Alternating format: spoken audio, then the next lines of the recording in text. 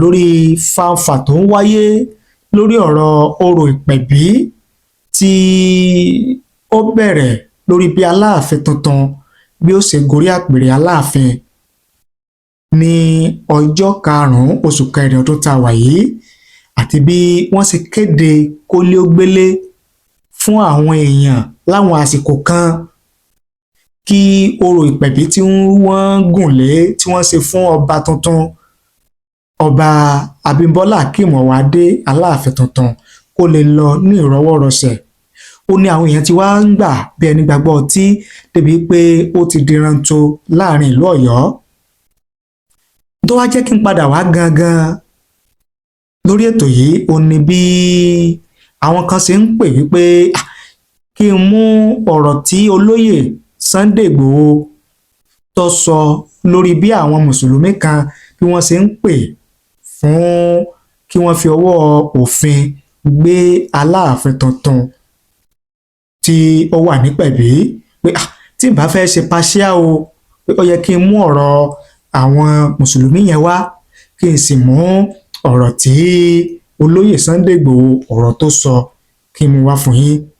Lẹ́yìn tí olóyè Sunday Igboho tó sọ̀rọ̀ yẹn àwọn ikọ̀ mùsùlùmí kan àná ló ti wá jáde wọ́n ti fún olóyè Sunday Igboho lésì ọ̀rọ̀.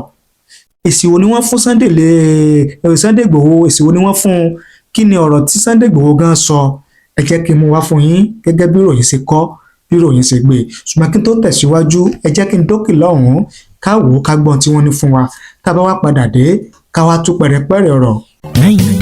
Ó ta social media àtúntìdé o níbikíbi nígbàkúgbà iṣẹ́ wa o kárí ayé. Ó ta social media ilé-iṣẹ́ tí Èdùmàrè gbé kalẹ̀ fún gbogbo ẹni ó fẹ́ ṣe ayẹyẹ bíi wedding, birthday, funeral, coronation, anniversary, concert, product launch àti bẹ́ẹ̀ bẹ́ẹ̀ lọ. Àwọn irinṣẹ́ wa kọjá bẹ́ẹ̀ professional camera wa mú sánsan lightning wa mọ́lẹ̀ kedere sound wa já tòròtò drone camera wa wúni lórí editing wa ò lẹ́gbẹ́ finishing wa kọjá bẹ́ẹ̀. Bẹ́ẹ̀ làwọn òṣìṣẹ́ wa kọ́ṣẹ́mọṣẹ́ pẹ̀lú ìrírí bá a ṣe gbé kámẹ́rà yáǹgù lóríṣiríṣi. Kódà bẹ́ẹ̀ fẹ́ ṣe documentary ẹ pè wá kábàáyé gbé kalẹ̀ lára ọ̀tọ̀ pẹ̀lú owó tí ò gún pa. Àtúnbáni ṣe MC lóde ayẹyẹ gbogbo ẹ pè wá sójú òpó 07063291779. Ó ta social media níbikíbi.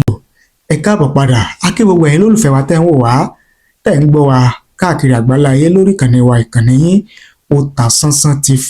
Ojú tẹ́ fi ń wò wá kò ní fọ́ etí tẹ́ fi ń gbọ́ wa kò ní di láṣẹ Èdùmàrè. Ìbànújẹ́ ó kéré ni ó tóbi ni kò ní jẹ́pin wa lágbára àtẹ̀dá. Yorùbá máa ń sọ wípé ọwọ́ tó bá ṣẹ́gun sí ló yẹ kó jọbẹ rẹ̀.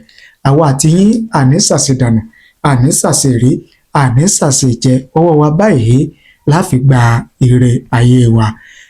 Gẹ́gẹ́ bí a ti wá pàjùbà rẹ̀ níbẹ̀rẹ̀ ètò mo ní àwọn olólùfẹ́ wa kan lórí ìkànnì yìí tí mi ò bá ní ṣe wọ́n ń sọ fún mi àbí kí n sọ wípé wọ́n fẹ̀sùn kàn mí wípé tí mi ò bá ní ṣe paṣíà tí mi ò bá ní ṣègbè pé ó yẹ kí n mú ọ̀rọ̀ tí àwọn mùsùlùmí kan tí wọ́n pera wọn ní YMF ọ̀rọ̀ tí wọ́n sọ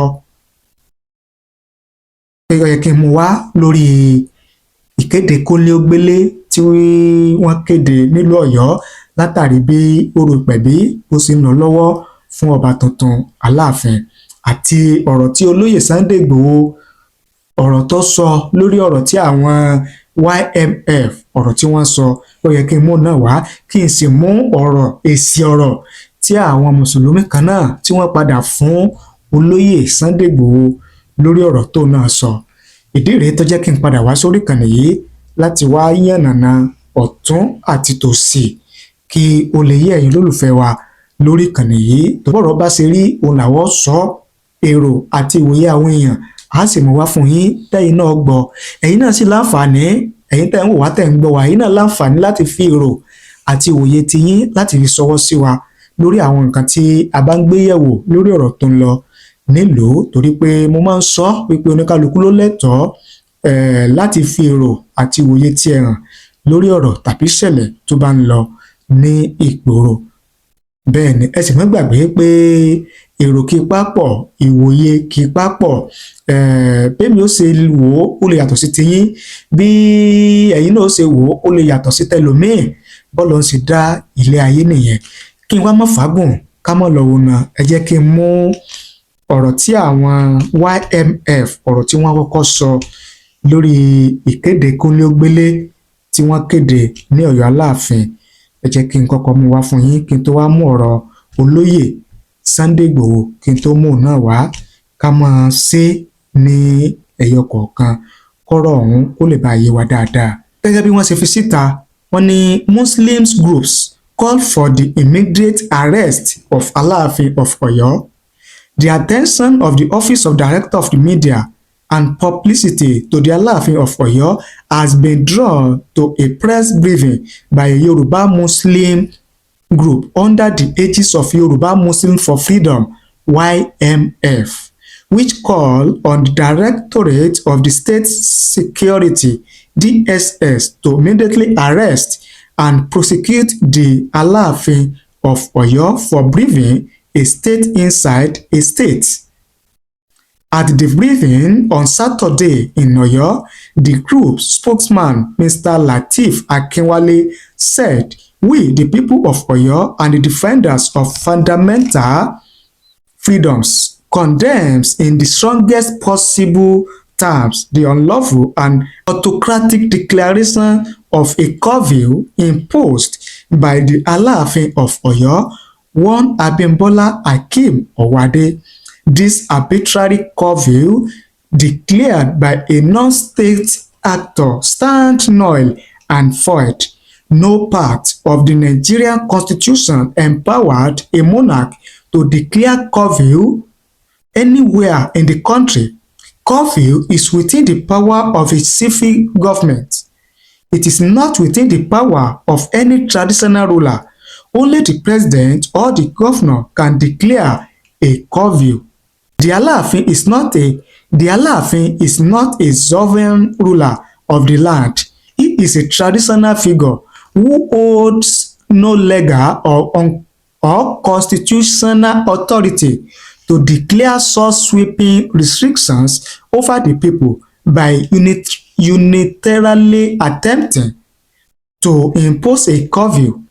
He is creating a state within a state, an authoritarian mini-empire that operates outside of the rule of law, ignoring the basic principles of democratic governance and individual freedoms.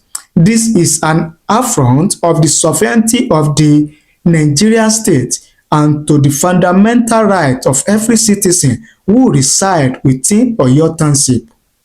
However, in a press release issued by the Alaafin Media and Publicity Director, Bode Durodaye, it described the media briefing as malicious, tendacious, unfounded, and a calculated attempt to inflame tension capable of causing religious disharmony. Durodaye said, if not for mischief making, the Muslim community group must be oblivious about Oyo traditional monarchy system. Hence, the need to properly educate and inform the group to discontinue defecating the media with misinformation.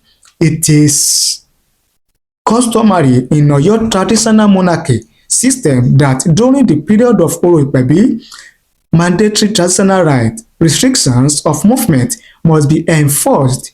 Hence, the imposition of the curfew. Durodaye stated that the curfew, which was initially imposed between the hours of 8 p.m. and 6 p.m., was adjusted to the hour of 10 p.m. and 6 a.m. on the orders of the Alaafin. The curfew, according to the Alaafin, needed to be adjusted to accommodate Ramadan. This includes allowing for the early morning Fajr prayer and the evening Tarawih prayer, which are important for Muslims during this fasting month.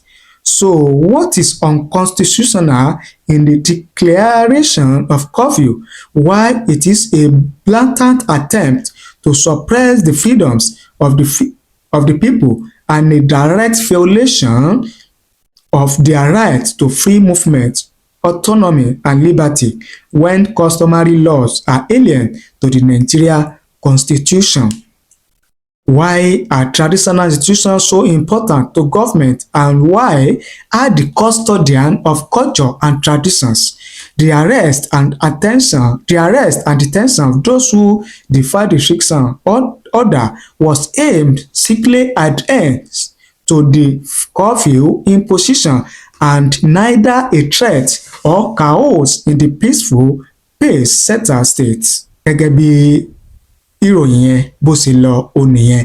Ìròyìn yẹn ṣàlàyé wípé àwọn ẹgbẹ́ YMF Yorùbá Muslim for Freedom àwọn ni wọ́n kọ́kọ́ sọ̀rọ̀ wípé ìkéde kónílé-ó-gbélé tí kábíyèsí Aláàfin tuntun tí wọ́n kéde yìí pé kò bófin mu nítorí pé kábíyèsí ìlú kò lẹ́tọ̀ọ́ láti kéde kónílé-ó-gbélé fáwọn aráàlú, pé ìjọba gómìnà tàbí ààrẹ orílẹ̀-èdè nìkan ló lẹ́tọ̀ọ́ lábẹ́ òfin láti kéde kónílé-ó-gbélé.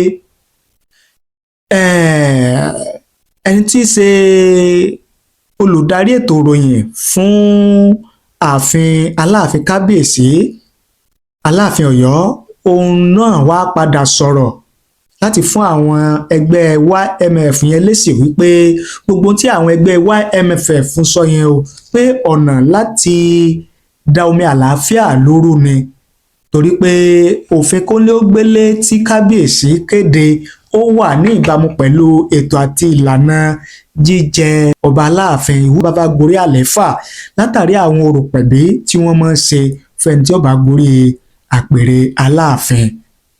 Ìkéde tí wọ́n lé gbé láwọn sì ṣe yìí pé kálàáfíà kó lè bá wà nílùú náà ni, kí nǹkan lè lọ ní ìrọwọ́rọsẹ̀. Pípè fún fífọwọ́ òfin gbé ọba Aláàfin tìlú Ọ̀yọ́ tí ó wà nípẹ̀bí ló wá mú kí olóyè Sunday Igboho ló wá mú kóun náà jáde sọ̀rọ̀ wípé ọ̀rọ̀ àfìrífín ìwọ ọ̀rọ̀ dáradára wo kan tí ẹ̀ ní àwọn èèyàn yìí ń sọ nílùú tó lọ́ba tó níjòyè, ṣé dáadáa báyìí ló yẹ kí àwọn ẹgbẹ́ tí wọ́n pera wọn ní Yorùbá Muslim for Freedom yìí ló yẹ kí wọ́n máa sọ. Ẹ jẹ́ kí n mú ọ̀rọ̀ olóyè Sunday Igboho, ẹ jẹ́ kí n wá fún yín gẹ́gẹ́ bó ṣe fi síta. Ó ní in a swift and decisive response to the recent call by the so-called Yoruba Muslim for Freedom YMF for the arrest of the Alaafin of Oyo, Chief Sunday Adeyemo, popularly known as Igboho, has sounded a strong warning against the blatant act of disrespect toward Yoruba traditional institutions. Through his spokesman Olayomi Koiki, Igboho strongly condemned the group's reckless statements, emphasizing that such demands undermine the sacred cultural heritage of the Yoruba people and threaten the unity of the land. The Yoruba people have for centuries upheld a deep respect for their traditional rulers, who serve not only as cultural icons but also as custodians of the land's value and traditions.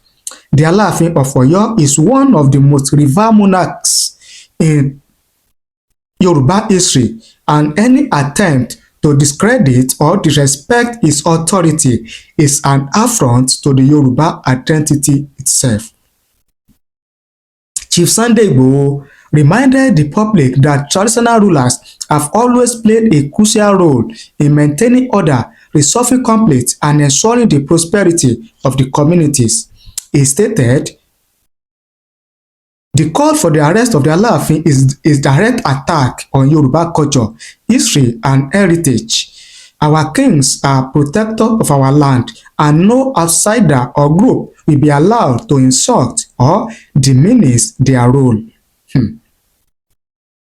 Sunday Igboho, through his spokesman, also condemned the divisive rhetoric used by the group, which portrayed Yoruba traditional rulers as idol worshippers unworthy respect. He warned that such statements are dangerous and could fuel unnecessary religious conflict among the Yoruba people.